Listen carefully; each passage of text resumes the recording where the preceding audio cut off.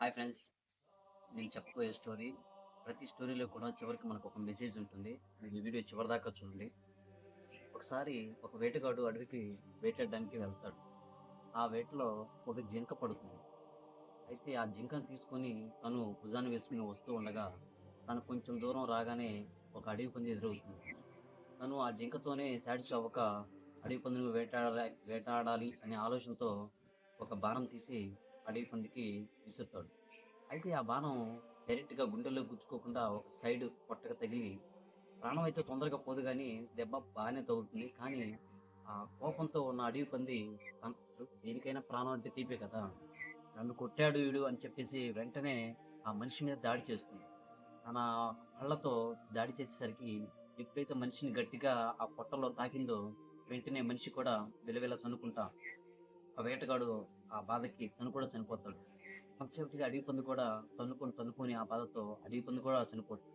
అయితే ఈ ఏటగాడు, అడవి పంది మధ్యలో ఒక పెద్ద పాము కూడా పడి వీళ్ళ కింద పడి నలిగి ఆ పాము కూడా చనిపోతుంది. అంటే ఇక్కడ ఒక లేడీ, ఒక జింక చనిపోయింది. మనిషి వేటగాడు చనిపోయాడు. అడవి పంది చనిపోయింది. 3 చనిపోయినయి. వీటితో పాటు పాము కూడా చనిపోయింది.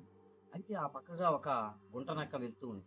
గుంట నక్క వెళ్తూ అక్కడికి వచ్చి చూసేసరికి తనకి ఎంతో కన్నుల పండుగగా ఉంది. ఆహా!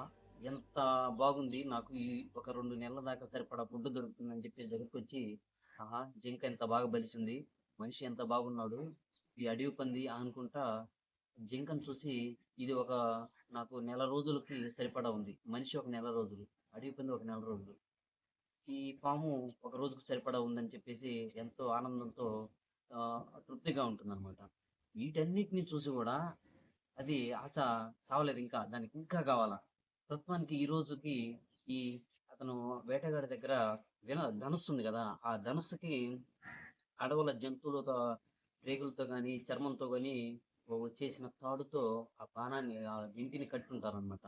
ఈ వింటి నారితో ఇప్పటికి సరిపెట్టుకుంటా అని జెప్పేసి దగ్గరికెళ్ళి ఆ వింటి నారిని ఒక సైడ్‌న పళ్ళతో ఆ గుంట నక్క కొరికింది. ఎప్పుడైతే కొరికిందో ఇప్పుడు ఆ ధనుస్సుని ఎట్లా కడతారు? బాగా లాగి వంచి కడతారు. ఎప్పుడైతే అది కట్ అయిపోయిందో వెంటనే అది తెగిపోయి తనకు డొక్కలో తగిలిపోతుంది. ఇప్పుడు గుంట నక్క ఆ దెబ్బకు విలవిల తన్నుకొని గుంట నక్క కూడా చనిపోతుంది. ఫ్రెండ్స్ ఇక్కడ చెప్పేదేంటంటే వేటగాడికి మొదట బలిసిన జింక పడింది.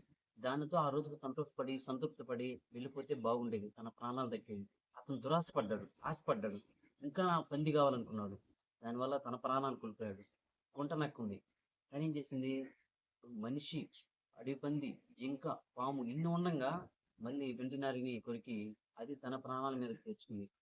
చెప్పేదేంటంటే ధనము కూడబెట్టి తిని తినక పిసినారితనంతో ఉండి రోగాలు తెచ్చుకొని మరణించే బదులు ఈ రోజు ఆ రోజు కష్టపడింది మీ తిండికి మీరు తింటూ ఎంతో సంతృప్తిగా బతికితే అది మీకు ఉపయోగపడుతుంది.